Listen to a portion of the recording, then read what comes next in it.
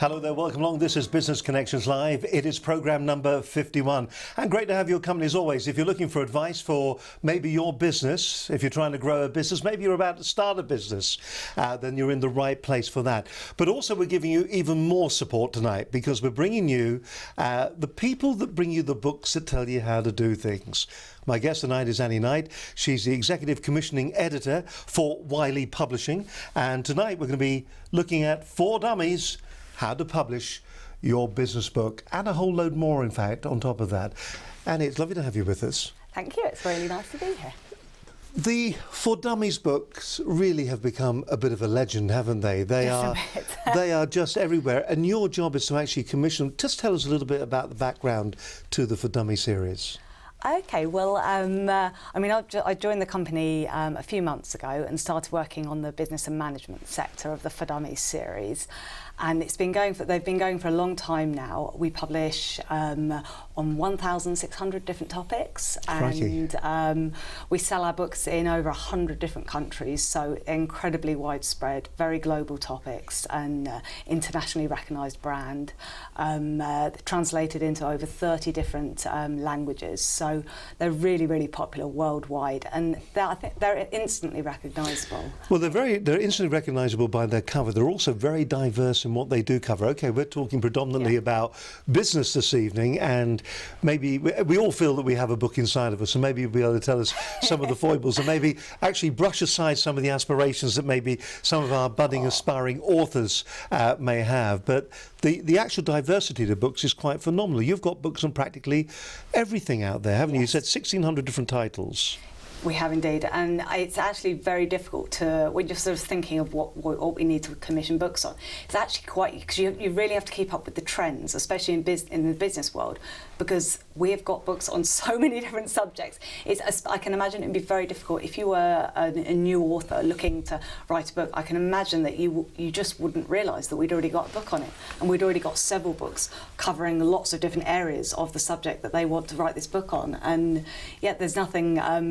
We've got so many different lists and so many different subjects. I mean, I obviously look after business and management. We've got our health list is fantastic. We've got people commissioning in sort of lots of different countries, primarily the States and the UK, but also Germany, Australia, Canada. So we've got teams sort of throughout the world publishing books, and they're all commissioned. So yeah. I mean, we cover everything there is to cover, really. So if you can think of something to write a book on that hasn't already been done for dummies, then that's. I mean, we've got a list. I think we've got a picture of just some of the different books. Of course, we've got the book sitting here on the table at the moment. But you look there: hockey for dummies, basketball for dummies, sewing for dummies, XML for dummies. I mean, it's all there, and there is just such a vast range of books that are waiting for people. Yeah, and I mean, it's quite. I think it's quite straightforward. If you're working as a commissioning editor on the technology list, every time a new technology comes out, every time Windows gets updated, every time Excel gets updated, they do new versions, and so it's constantly moving. The publishing cycle, there's always sort of a new version of something. Whereas business, the business list that I work on, which the technology list is separate from that. And the business list that I work on, we're looking for sort of new trends, but certainly some of the business titles that do particularly well are ones that are either, we've got sort of two streams, either key sort of core essential content that's especially relevant for startups, say bookkeeping for dummies, for example, does incredibly well. And that's because if you're starting a new business, you need to know how to do basic bookkeeping and accounting, otherwise, because you're doing it all for yourself.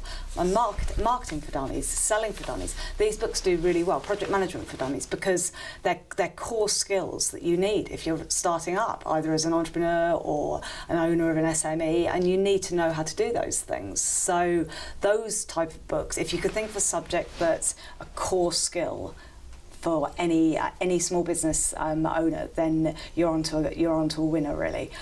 Other topics that also do well are ones that focus around particular methodologies or technologies that are particularly popular in the business world. For example, Prince 2 for Dummies, project management software, that did very, very well. The Lean Six Sigma for Dummies title, also one of our bestsellers in the business list, and it's because they're methodologies which are tried and tested, and they're known throughout the business industry, and you can apply them to small companies, you can apply them to large companies. So ones that are centred around particular methodologies or new technologies. Say for the accounting world, Sage 50 Accounts, also one of our best. You really know your products, don't you?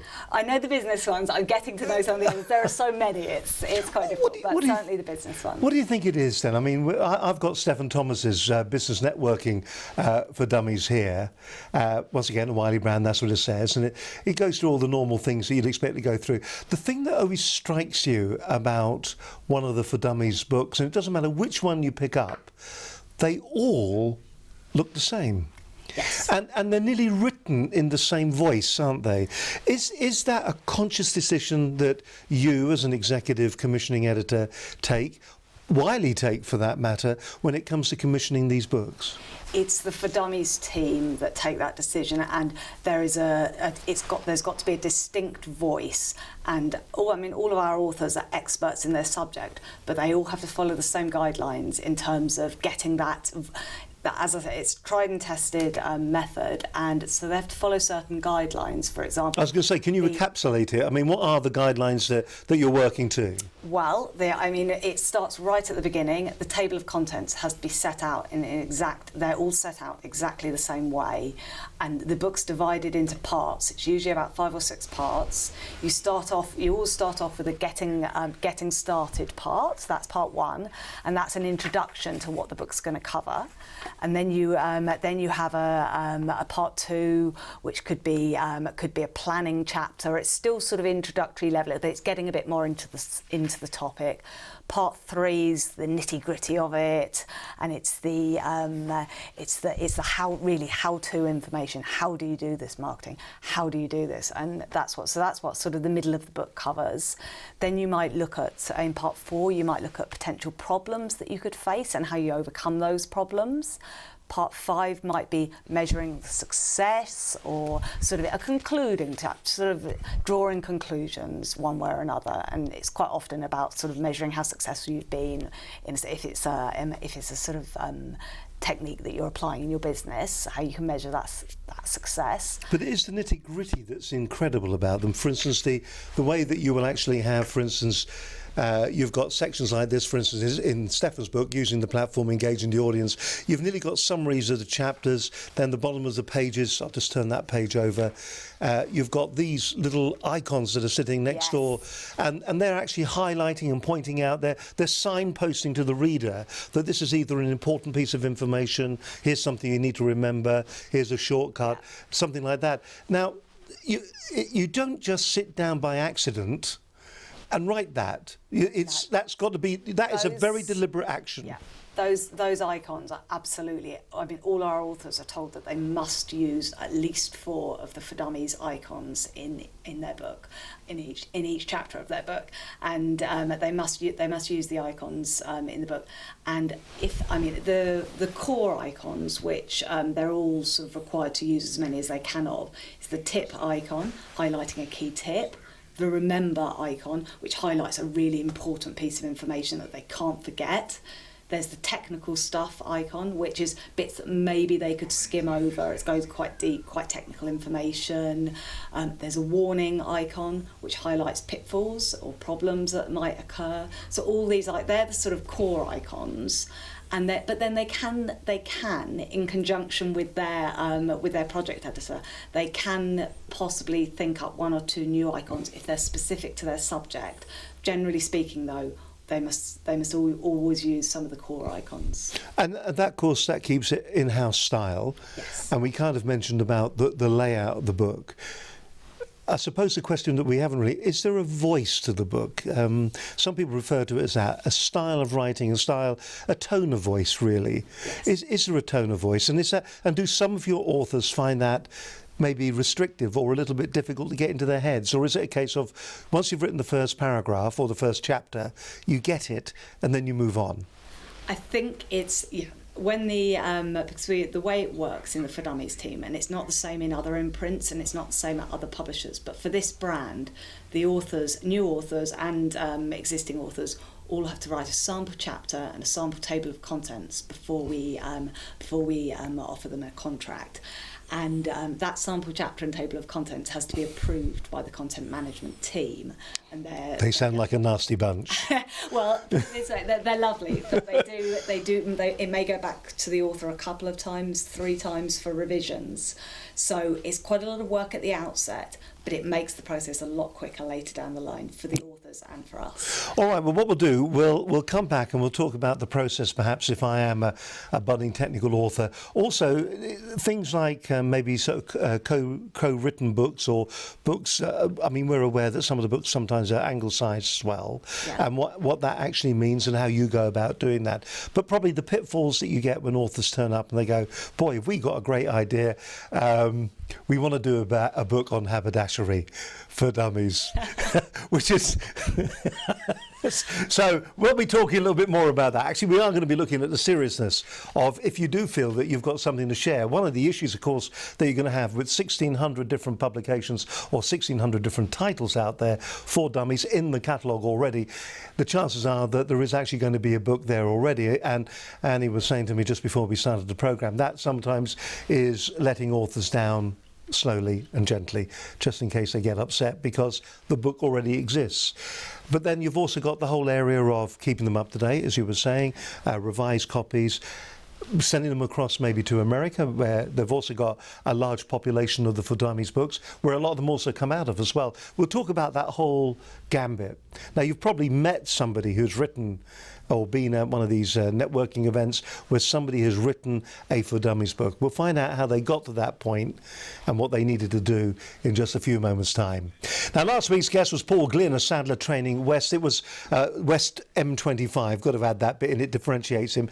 He helps businesses and professionals increase revenue through assessments, training, mentoring, and also coaching. It was, what he was explaining, a completely different sales technique. We've got the traditional sales technique that we hear about a lot, which is very successful. Well, Paul Glynn, last week on the programme, he turned the whole thing on his head. Just to give you a bit of a taste of what Paul was going on about, this is last week's edition of Business Connections Live.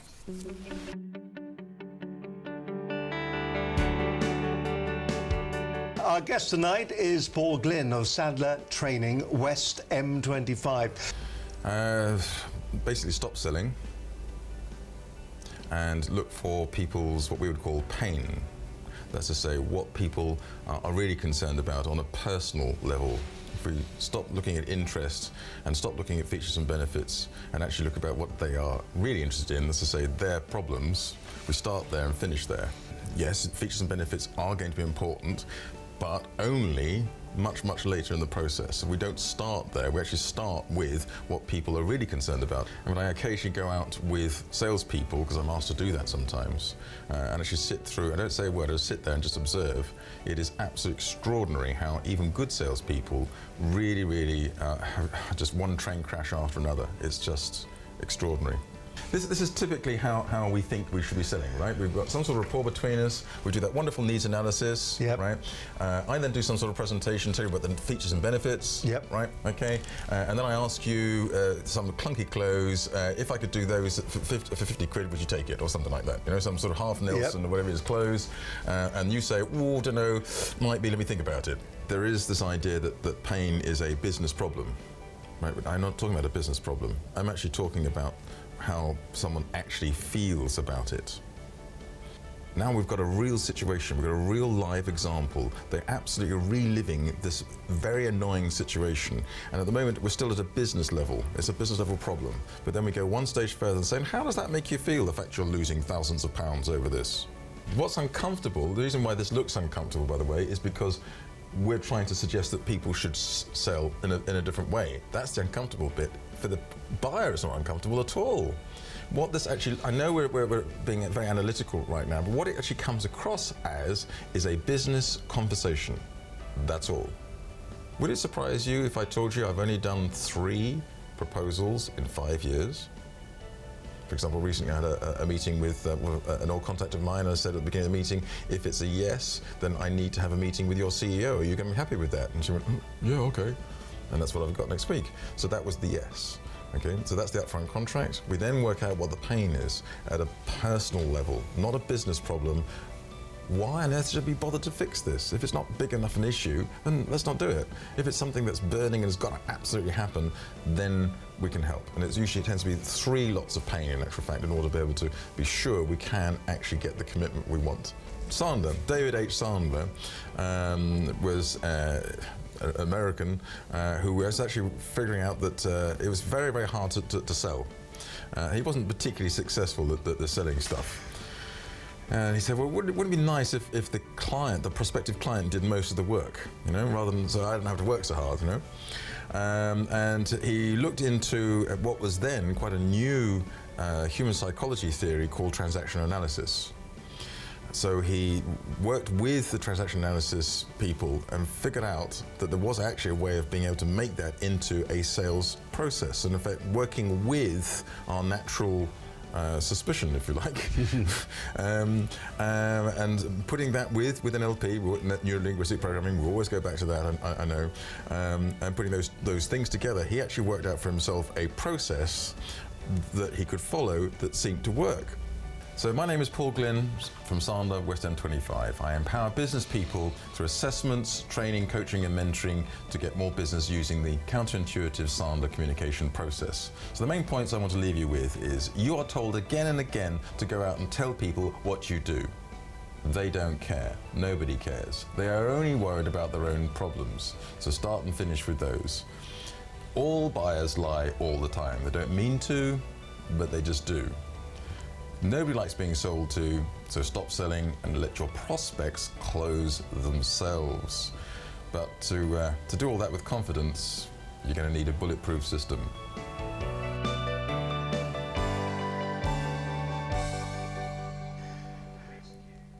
They don't care. Just remember that. It's amazing. Fantastic. Our guest this evening is Annie Knight, Executive Commissioning Editor from Wiley Books. And it's lovely to have you. Is it Annie or Anne? Annie. It is Annie. Yes, as in, Annie, get your gun and...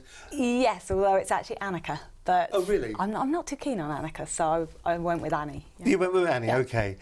Before we get into the nitty-gritty of it, then let's just go through a couple of facts about, this is like your 20 questions now, about the Dummies books. Do you know what the first Dummies book was?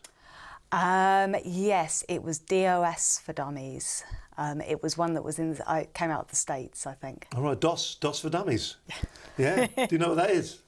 I think it's for Don't worry, it's not a test. technology list. It is. It was about the early IBM operating system. Disk operating system, it stands for. There we go. So I've had an education, albeit a long time ago. Why are the books called Dummies? Where did the name come from? Any idea? I don't know where it came from, and I mean, I've always been, well, before I started work here, I sort of thought, oh, does that put some people off? And I think some people can be slightly sort of snot, particularly if you're sort of asking them to write a For Dummies book. They really, really want to do it, or they don't want to do it. Is it a bit sort of Marmite if you're then? approaching them? Yeah, I think so, yeah. But the thing is about the actual books, they're not... The authors that we choose empathise with the readers. No, the authors aren't dummies and the readers aren't dummies either. And the authors know that. And it's just a matter of harnessing the intelligence of the readers, raising their confidence, getting them to trust the authors and getting them to trust the brand.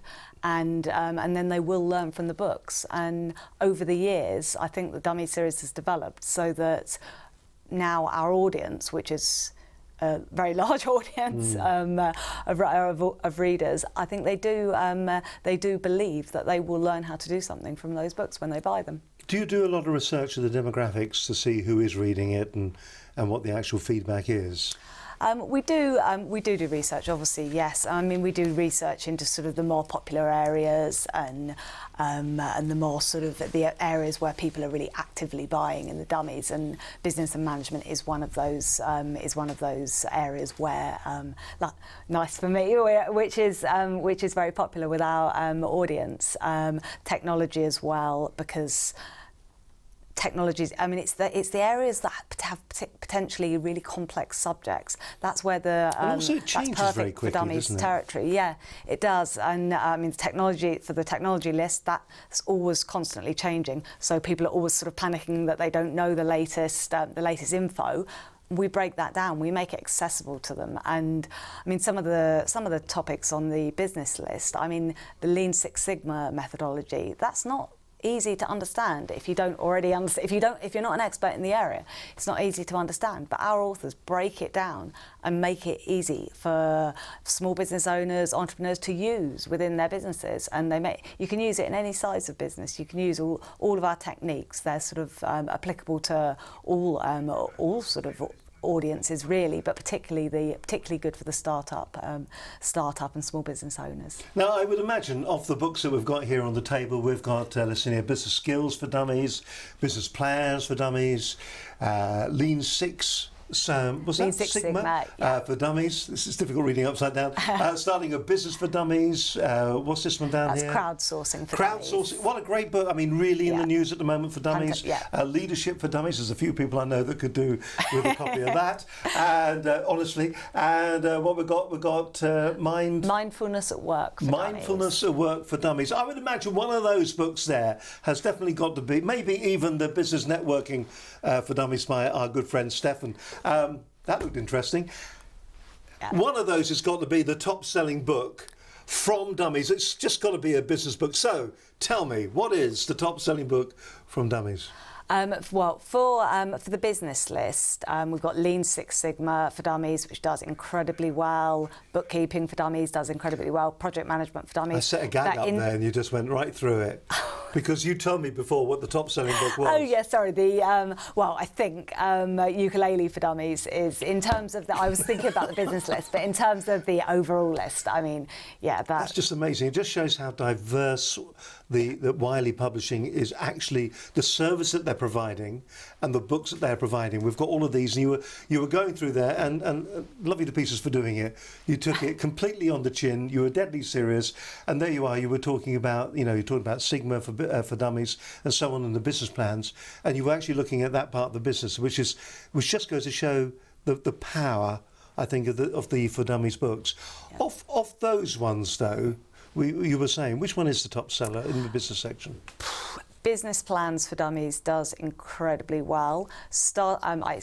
Oh yeah, no, it is there. Starting a Business for Dummies also does very well, and Lean Six Sigma. Those are sort of three of the top business selling titles on that list. Yeah, they do. They're fantastic books. And they are. And we've thumbed our way through many of them there. I think that Starting a Business for Dummies, once again, if you are thinking about starting a business at any stage, and you just need someone to take you through the nuts and bolts of it. You were saying earlier on as well that the way the chapters are structured, you've got the introduction that puts you in the right position, the right place, but also you've got this kind of tradition nearly at the end of nearly all the books. You've got these top 10s, haven't you? The top 10 things to do.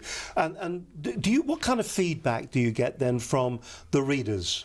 Readers like the part of 10's chapters in particular at the end of the book, but you've got your top. You can sort of skip to it. I mean, the whole structure of the book, you're meant to be able to go to any part or any chapter and understand that chapter in its own right without reading any of the rest of the book, and that's how it works. And so readers, if they were short on time, they wanted a quick recap on a subject, they just wanted to know the most important things, they could go to the part of 10's chapter, have a look at top 10 tips, top 10 pitfalls, top 10 entrepreneurs, for example, if it was an entrepreneurship title. So all things like that are included in there. And we also have, if you are short on time, we also have a lot of online resources that accompany the books, which can be found in different areas of the website. So you have cheat sheets, you have online articles, step-by-step videos, all things like that. And it's all really useful stuff if you want a quick summary of the book. But I mean, there's nothing like the actual books in print, but the online resources there's are great. That tactile feel about it all, isn't it? Yes. As a commissioning editor, then, how do you decide what books to have? Are you reactive or are you passive? Do people come to you and go, got a great idea, think this is going to be a bestseller? Or do you go out and you say, right, there is actually a need in the marketplace for this particular book, a dummies book. Yeah. So what we'll do is we'll go out there, we'll throw it out. Is it like an open auction? Who fancies writing this book then? It can be a combination of both, really. Sometimes we do get some proposals in, some of them stronger than others, let's say. That was very, very tactful. It's very diplomatic, yes. But more often than not these days, because we do have so many titles on so many different subjects, we sort of think, right, this is what we want to commission a book on next. And so I will go and I will look at various conferences that have been. I'll look at speakers at conferences. I'll look at startup events, who's exhibited at them, so who might be in a position to write a book. So I'll find authors that way. I'll look at quite often it's conference speaker led, people like that. But I mean it's also people at networking events as well. You meet people, you talk to them, you find out what they're doing in their business, and as it turns out, they're working in the exact same area that you want to commission a book in, because all of the startups are doing really new and really innovative things at the moment when you go to those events. And that's the sort of thing that we need to be publishing books on, because we've got books on all the key sort of main subjects. So I need to look for gaps in the list and new and emerging areas, new technologies, things like that. And that's how you find. But yeah, in terms of finding authors, it's more often than not, I will seek them out and I will approach them, and sometimes they're from larger firms, sometimes they're not. Sometimes they people I meet that own startups, and they happen to be a fantastic author, and so it's a mix. Do you think they have the knowledge when you approach them? First of all, it must be a terrific compliment that if you walk up to somebody and say, "Hello, I'm the commissioning executive, all singing, all dancing editor, and I'd like to commission you to do a particular publication for us, one of our books, For Dummies." First of all, there's going to be a certain element of, well, that's nice, being recognised that I'm an expert in my field, but there is a huge commitment if they do take the job on.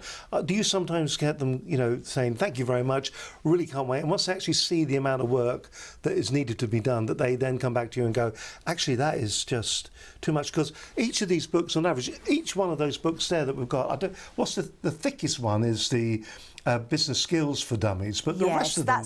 That one. Sorry to interrupt you. That one there is an all-in-one. It's one of our all-in-one titles, and we do a few of those. And that business skills all-in-one is particularly good for the sort of startup market. Which I've just realised I've just read on the top of it 4 books in one. Yes, but the average. That's why that's particularly big. The average For Dummies book it could be anywhere in between 300 to 400 pages, generally speaking. Some of them are a bit shorter, but it might be because it's more of a specialist niche subject. But generally speaking, it's sort of in between 300 and 400 pages. And to turn that around, we're saying, you said earlier on that the first paragraph. Or the first chapter rather, is the most difficult one. So yes. They're writing it, they're getting into the style of the way that the Dummies book is written. Does that sometimes take a lot of coaching on your half to actually get the author to fall into the right kind of format? It does. We have to do a lot of developmental work on the sample chapter and on the table of contents before we then pass it over to the project editors. And so we give feedback to the authors. They then come back to us and say, "Okay, we think it's ready to sort of submit now," and we have a look at it and decide whether they're right or not. And then we submit it to the project editors, who look at it in even greater depth than we do, and they're much more detail sort of oriented, the project editors, and they're the ones who approve it when it's finally ready. Then we offer the author a contract, and that process can take several weeks at least. And I mean that's when the author's written the first draft, and so that is the hardest part: getting that sample chapter and table of contents down, getting the tone right, getting them to understand how to empathise with the reader but not patronise. You've got to be on the side of the reader.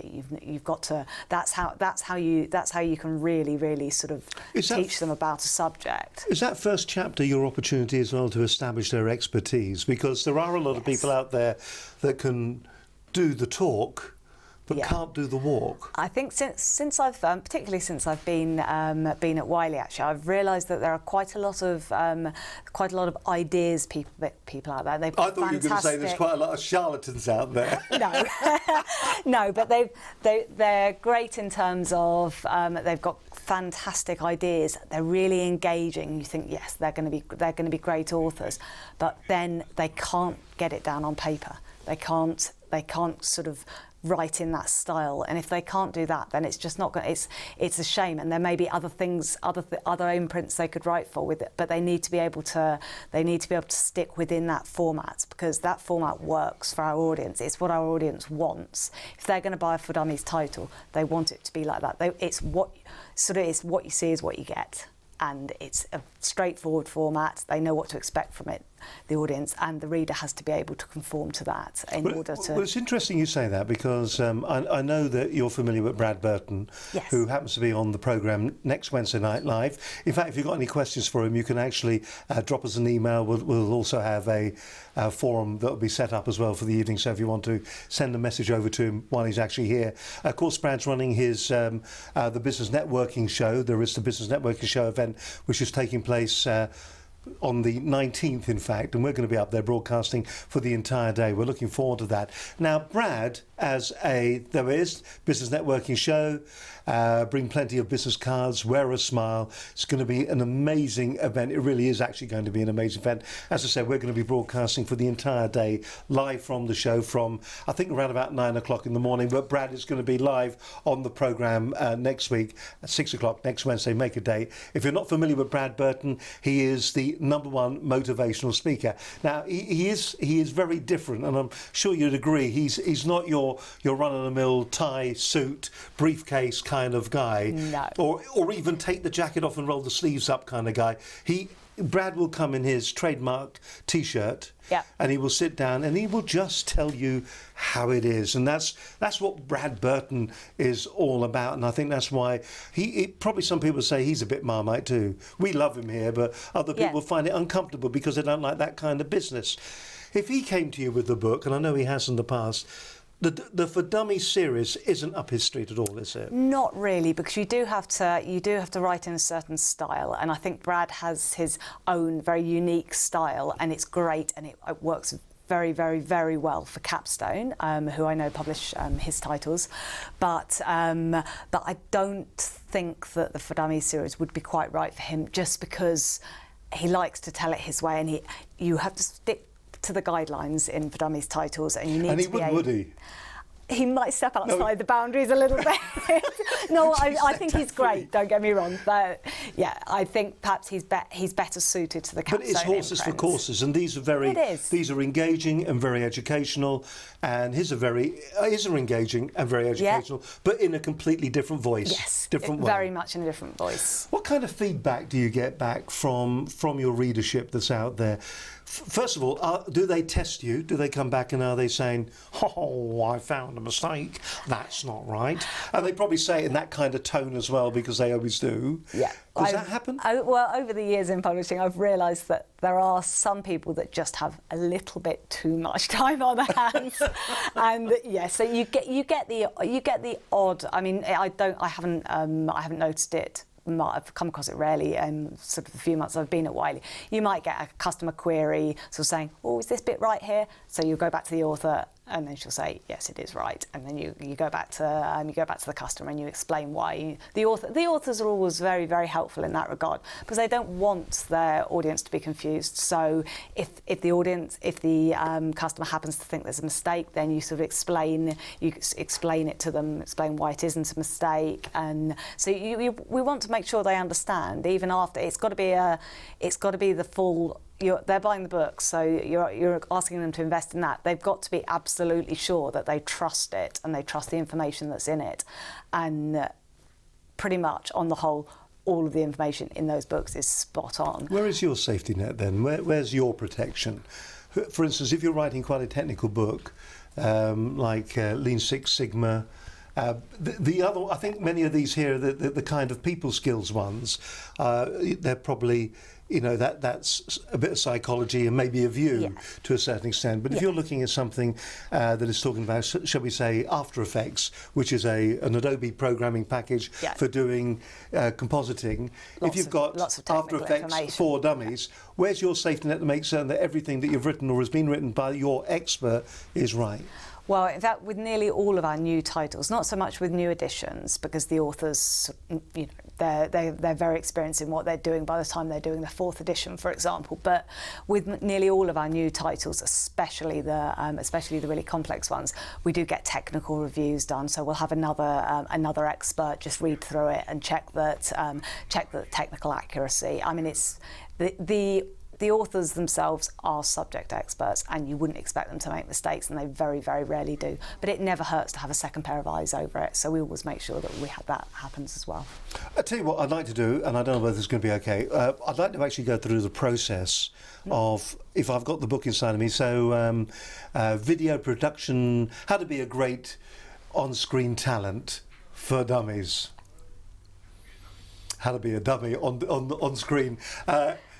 If we've got that book inside of us, can we talk a little bit about the process that you would go through, what I would do if I was approaching you, what you would be expecting from me, and what would be the process that I would go through if I felt that that publication was actually waiting to go? Okay, well, what I would say to authors is, don't spend lots and lots of time initially putting together a 20-page long proposal at the outset.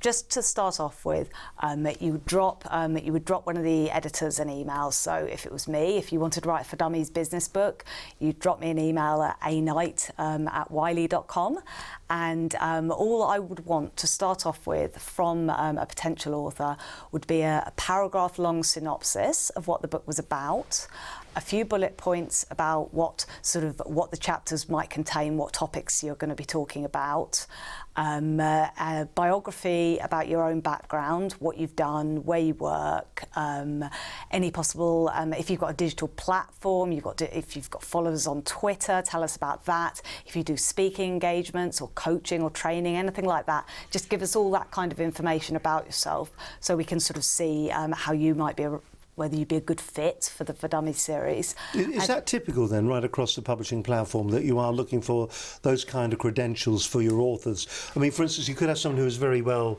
versed in the technology, doesn't do any public speaking, doesn't do anything. That's still okay. Yeah, that's still okay. I mean, at the end of the day, content is the most important thing, and we want quality content for our books. It's just an extra bonus if the author does do speaking engagements, because then you can work with the author and they can help us promote their books, and it's a win-win situation really if the author does do events like that, because I mean, I think Stefan does, and obviously Brad does, and you know, they can talk about their book, they can promote it, and they want to do that, and that's in their interests as well. So it's always a help, but at the end of the day, we want someone who can write in the dummy style, who knows their subject, and who understands the audience, who understands who they're writing for and what they want to get out of the book. It must be terrific kudos, mustn't it, if you've written the Dummies book and it's been published. What kind of reaction do you get back once I mean, we've kind of jumped to the very end of the process here. We'll come back to it in a second, but that must be a real feeling of euphoria when somebody writes a book, and they must feel very proud when they go out there. I know when I met Stefan, I mean, Stefan carries a box of the Business Networking for Dummies around with him, doesn't he? And so he should. That's a damn good book. It's a really good book. Yeah, really. Do get this book. By the way, you can get it on Amazon, can't you? Get it on Amazon. Yeah, you can get it on Amazon. You can get it on our own website, the Dummies, the Wiley website. So we've got an online bookshop, so you can get it on there as well. It'll be in Smiths. Yeah, so you can. It's everywhere. Waterstones. It is everywhere. Yeah. So it must be a fantastic feeling. So we've turned up, we've sent you the paragraph, we've told you how fantastic we are. Yeah. What happens then? Well, if I think you're fantastic as well, and if I think that your idea has got merit, I might do some research into it, and I might have a look, sort of see what articles there've been on it, see whether people have been speaking on that area. You need to sort of assess whether there's a demand for it, see if other publishers are publishing on it. I mean, it sounds like that sounds a bit like it's cheating, really, and ideally you want to be first to market, but if there are other books on a subject, then it's obviously a popular subject. And the dummies approach is so different that it's even if other publishers are publishing on the same subject, it doesn't mean that they take the same approach that we take. So I would always encourage authors to come forward if they do have an idea, even if they think there's others out there. But because the Dummies brand is so unique, there are room for sort of more titles on the subject. But yeah, no. So I mean, if I think it's got merit, I would then work it up into a proposal to propose to my colleagues, and I'd include the author biography in there. I'd get some more information. So you've got to do a selling job on it then within your own company. I've then got to sell it to my colleagues, both in marketing colleagues, editorial colleagues, both in the UK and in the US offices as well. And it's a very much a joint decision. If a proposal gets passed, I mean, at the end of the day, if it doesn't sell, then it's it's on my head, as it were. But you wouldn't be here next year. I do want to be here next year very much. So, but it is a joint decision. So we all come together. And how do we know the titles then that you're looking for at the moment? You must have a list, a to-do list that's sitting there, or these are the titles I'm looking for. Well, we do. I mean, we look at emerging trends. For example, crowdsourcing was one of those. It was one of those ones. It's a hot topic. It's now. We've got to publish it. But we also, I mean, I think I mentioned earlier, we also look if you can find a gap for a core skill that small business and startups need. I mean, last year we published event management. This does very well, and it's because if you're in event management, or if you need to know more about it, I mean, it's just that you need to know how to do that, and there it is. So it sells. Yeah, and it's like project management as well.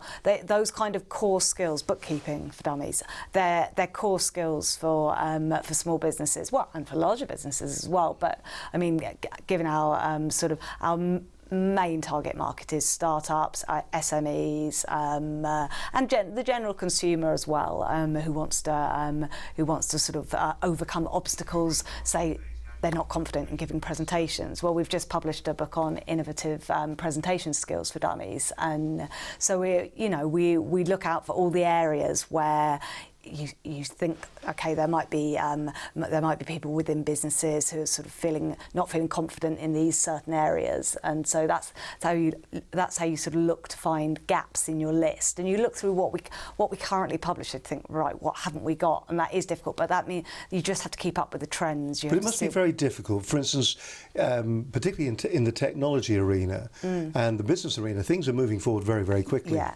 Yeah. Every year, for instance, we'll use a name. I mean, we've got it branded here. Apple release a brand new iPhone. We've got the iPhone 6 about now, and all of a sudden you're going to be, there's going to be different ways to be using that. There's going to be different ways to implement the different features into your business. So it must be very difficult to keep up to date with all the books. So how often are they revised, and how do you go about that? The technology titles, every time the technology changes, probably a new book will come out. And I mean, that's published, the technologies list is published mostly out of the US, but obviously applicable worldwide, globally. But I mean, each time new technology is launched, a book, sort of generally speaking, would come out to accompany it. And I mean, we do some custom publications. So we've done a title with Google where we've sort of done a custom publication for them, and they've endorsed it. And so they endorse it. They also get the power of the For Dummies brand. So what a fantastic! I mean, to have the Google brand and the For Dummies brand side by side, one endorsing the other, is a fantastic. I mean, it is. I mean, it's good opportunities for associations and for sort of large companies. We do try and create partnerships and alliances where possible with associations, because there's benefits on both sides. It benefits for us because it strengthens what is already a really strong brand by having an association, writing it in conjunction with an association. But it's also good for the association because then they can give copies to their members, they can give copies to the clients, so it's a win-win situation really, partnerships, strategic alliances when it goes hand in hand with publishing. So. All right, I'll let you take a breath for a moment, all right? Thank you. I mean, absolutely, just fascinating. You see them in the bookshops and you think to yourself, For Dummies, you just think they appear, they just get there. They're always in time, they've got the latest revision to the software when you need it, the latest information that you need to run your business, everything from crowdsourcing all the way through to business skills, a 4-in-1 book. I mean, it's all there and it's all under one umbrella. So far, we've got to the stage, of course, where we're talking about, we've now, hopefully now been commissioned to write the book, but what are the trials and tribulations that you as an author, a business author, are going to go through when you're actually writing the book? Talk more about that in just a moment. Right now, though, I'd like to give you one clear instruction. And that instruction is, I'd like you to subscribe. I'd like you to subscribe to our YouTube channel. I'd like you to subscribe to the YouTube channel. I'd also like you to like the program, because it's an interesting program, and by you liking it and interacting with the program, it means that more people will also like the program and interact with it, and we'll know more about what you want from us here at Business Connections Live. So subscribe and leave a comment and like what you see. I tell you what, let's give you another few reasons why you should be subscribing to Business Connections Live. If you're a business owner and you need advice on how to make your business more successful, then Business Connections Live TV is just for you. Our leading industry experts cut out the guesswork for growing businesses. How to use social media, what to expect from your accountant, web design, SEO, and so much more. Business Connections Live TV is here to give you the motivation you need to succeed. How you doing? My name's Brad Burton. I'm the motivational speaker that everyone's talking about right now, and I'm on Business Connections Live. What a show! What a show! People, do check it out. If you're struggling with Facebook and LinkedIn. Most people that I meet are on LinkedIn. Virtually, there's 14.5 million people just in the UK. I think the figures currently are 238 million people worldwide. But I would say that most of them don't really understand how to use it. How to present your ideas more effectively. Hello, I'm Philip Skinner, Shaw Walker Lees. A brilliant way to get message across. I'm actually thinking that we might switch away from our quarterly newsletter to do a video and get it sent through to staff and clients. To generating leads and finding new business. Hi, I'm Jim McLaughlin, Managing Director of business development company Axial. And I'd just like to say what a pleasure it's been to have the opportunity to appear on Business Connections Live. Subscribe and be part of the Business Connections Live TV online community for free. Business Connections Live TV every Wednesday, 6 p.m. GMT, or catch up on the Business Connections Live TV YouTube channel. Make certain your business is connected with Business Connections Live TV. There we go. Business Connections Live, we want you to subscribe, leave a comment. It's all there. Just do it, and you're going to be helping us as well. Now, I've been asked to promote the business, this is a surprise, the Business Networking Show at Wolverhampton Stadium on the 19th of September. And we've got the tickets for it here. There are the tickets. The Business Networking Show, terms and conditions apply. Bring plenty of business cards and wear a smile. It's going to be an amazing event. It is absolutely fantastic. Now, have I got the website up here? No, I don't, not at the moment, but I will in just a moment. Just to show that it's live. And hang on a second. This is always a disaster when I'm typing live on screen. There we go. I think, here we go. Where's it going to take us? It's all looking good so far. There we are. Here we... Whew. You never know what you're going to get. So the UK's largest networking event, Wolverhampton Racecourse, Friday the 19th of September. Tickets £20. We've got speakers and the events and programmes. By the way, if you want to know where we're going to be there, I was having a little chat with the team the other day, and they've actually placed us, as you come in the main entrance, that's taken a while to get there, just come down the page a little bit and you'll see, sometimes there's a great map. Here we go. You come in here, you go down the concourse, down along here, and we're going to be broadcasting for the entire day, barring technical reasons. We're right near the massive bump table, so Yeah, nice. So we're going to be there for the entire day, and we are truly looking forward to it. And I've got a message that's very important. Steve the barman, who will be group leading the lunchtime for networking meeting at the show. That's between 12 and 2. And he's looking to get 50 people there for a massive 4N meeting run properly. Just like normal, he says here. 4N meeting, Foresighter and everything else. That's Steve the barman, who regularly watches the programme and has been retweeting loads. So, Steve, thank you very much indeed. Tell you what I'll do, Steve. We'll cut this little piece out of the programme and we'll let you know a link for it, and then you can retweet that as well. But good luck to Steve the barman, going to be group leading the lunchtime for networking meeting at the show between 12 and 2. We're looking for 50 people. Do you think you could be actually one of them? If you could, well, then let Steve know. My guest tonight is Annie Knight, Executive Commissioning Editor from Wiley Publishing. She's in charge of the For Dummies books. The other thing I was going to say, the one thing the that business and management ones. Well, not all of them. Not all of them, not worldwide. Just these books, the technical and management books, isn't it? Well, it's business books. Business and management. Yeah, covers business books. Finance, accounting, small business. But who knows what being on this programme will bring tomorrow when you walk in the office. Yeah. No, we've got as far then as actually now being commissioned to write the book. Yeah. How long do you give? So I'm a slow writer. How long do I get to write my 300 pages for publication? Okay, so you've got your contract. You've by this said point. yes. You've done your sample chapter, because I've got to get a yes at the proposal. Then you've got to have your sample chapter and your table of Now, contents. how long does that normally take, approved. that sample chapter? Could be anywhere from 2 weeks to 6 weeks, approximately depending on how good it is, basically. All right. And it may go back for a few revisions to you after myself and the content management team have had a look at it. Then once that's approved, you get your contract, we get that signed, and then the writing schedule is fairly, you need to stick to your writing schedule, basically. So you've got approximately 20 chapters to write, and you've got about 5 months to do it in. And usually About one a week then?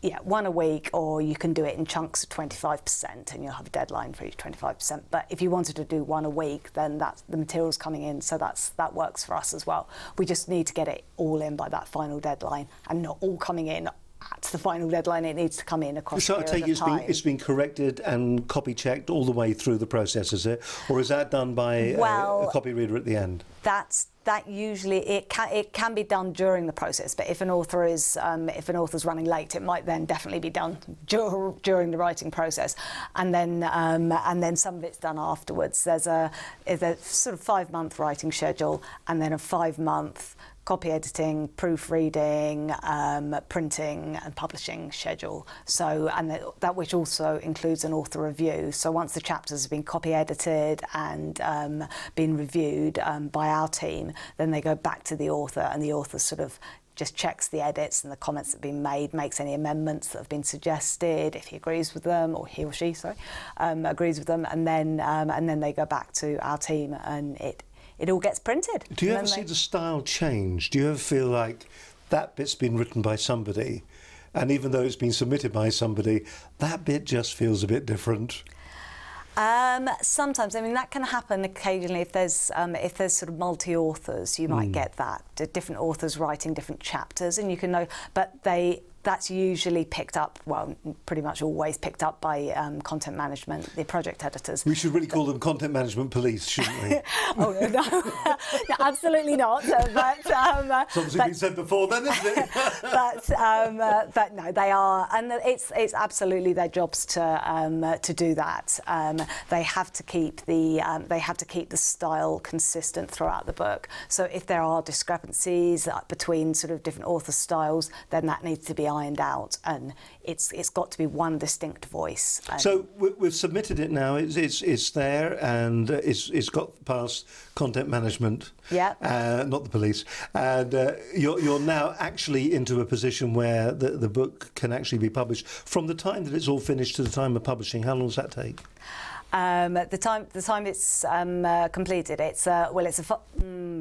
I mean, it's a 5-month schedule in terms of sort of when the So copy from start to editing's finish, 5 months? Yeah, well, 5 months writing, then 5 months us producing it, basically. All right, so 10 months from start to finish. Yeah. So it can be a, you know, I mean, it's quite, I think it goes much quicker than the authors think it's going to go, because they think they're going to be able to do it easily in 5 months, and it's not always the case. The time goes quickly for them. So, And I would imagine that both you and the author have got to be incredibly organised to make certain that you hit that 10-month deadline. And the content management team as well, because we do the book tends to sort of pass over to them after the sample chapter and the table of contents have been written. Although we remain another contact for the author as well. We might later down the line we'll talk to the author about marketing and about promotion and about various And whose different things responsibility like is that? Is that his, hers, or yours? It's everyone's. It's everyone's. It's our marketing team, our publicity team, but then it's not the responsibility of the authors, but we encourage them to get involved in it if they can, because most of our authors, they have Twitter accounts, they can tweet about their book, they can talk about it, they can pass on messages. I mean, everyone's involved in some kind of social media, be it LinkedIn, YouTube, Twitter, whatever it is, and so they can get involved. If they do speaking engagements, they can mention that it's coming up. I mean, you wouldn't want them mentioning it too early, for example, because you don't want to. Especially if it's a subject that not much else is published on, you don't want them mentioning it too early in case someone else tries to get in first. Because ideally, it's good to be first to market. Final question. Pretty much the final question. I've got one other question, but Okay. the penultimate final question. Am I going to be driving around a Rolls Royce if I become an author for Wiley? Am I going to be another J.K. Rowling? I've written a book on project management, you know. I think it's important in that regard, especially with new authors, to manage expectations. Very good. And yes, a book might absolutely fly, and you never quite tell sometimes it's just like ukulele. Like for dummies. ukulele, yeah. You would not have predicted that in a million years, and so it might make them an awful lot of money. But on the other hand, you wouldn't want to go into writing business books thinking that it was going to make you a millionaire. Do you think our book on haberdashery is going to be a big winner? Oh, absolutely, yes, without question. This really is the last question. Is there a Dummies book for dummies? I don't think there is a Dummies book for dummies, but I could be wrong. I haven't checked out every single title on our list. But there is a publishing book for dummies, isn't there? I think there's a publishing or a commissioning for dummies. Yeah. Have you enjoyed it? So, have I enjoyed being on the show? Yeah. Absolutely loved it. It's been really good fun. It's been an absolute pleasure having you on the programme. I've really enjoyed it. So what we're going to do now is we're going to put you in the spotlight. This is your bit. Straight down camera number 1, where it's the takeaways. It's just to remind people what's important, first of all, about the books themselves, if they want to be an author, and what they should do if they want to contact you and the rest of the guys at Wiley and For Dummies. So that's the kind of all that information. Okay. And all you got to do is start with your name, rank, serial number, straight down that lens, and the airwaves are all yours. Take it away. Okay, well, I'm Annie Knight, and if you've been watching the rest of the programme, you'll know that I've been talking about our For Dummies series, in particular the business management list, which I commission titles for. I commission new authors to write for that series, and we're always keen to find as many new authors as possible for this series, because this series, its key thing is that it breaks the information down into accessible, understandable information. It takes away the fear that the audience have about complex subject areas, and that's the key for the Dummies title. It's a tried and tested format. It's got lots of icons in it, lots of case studies, things that make things so much simpler for the reader to understand. And our readers are intelligent people, but sometimes subjects are complex. Sometimes they might have a fear of presentations, a fear of all sorts of things within their workplace, and it's impeding them, it's stopping them getting their business up and running, and we can solve all that by producing books like we do for them. So if you are interested in finding out what book might be suitable for you, we'll have a Wiley stand at the Business Startup Show on November the 27th and 28th. So we'll be there, and I will be there, as will some of my colleagues. We'll be able to, if you tell us a bit about your business, we'll be able to guide you in the right direction of what books might be suitable for you. If you'd like to write a book, then I will be there, and you can tell me all about that too. And I would be very, very keen to talk to you about that if you're interested in writing. Executive Commissioning Editor there, Annie Knight, from For Dummies, from Wiley. And if you do want to go to the website as well, just find, oh, here we go again. Look, hang on, I'll find it. Don't worry, everybody. I'll find it. Here we go. This is the one you're looking for, Steve. Put the glasses on and don't be so vain. There's a load of information on there as well from the For Dummies, how-tos and step-by-step advice from the experts about the book, the test banks, the e-learning, the mobile apps, the shop, everything you need to know about. Also, if you do get an opportunity as well, please do check out the For Dummies front page generator. You'll have loads of fun. You actually generate your own front page in the style of the For Dummies books with your own content on it, and some of the titles are hilarious. On next week's programme, we've got Brad Burton, the UK's #1 motivational speaker, who'll be talking about the Business Networking Show on the 19th of September. One final quick mention to Steve the Barman again. He's still looking for those 50 people for the massive 4N meeting that's going to be taking place at Wolverhampton on the 19th of September. And we're going to be broadcasting live from there all the way throughout the event. Next week, Brad's on the programme. It's also our birthday, year 1 for Business Connections Live. So from all the team here this evening, Annie, thank you very much. It has been a pleasure. Thank you for having me. We'll see you again next week. Bye for now. Bye-bye.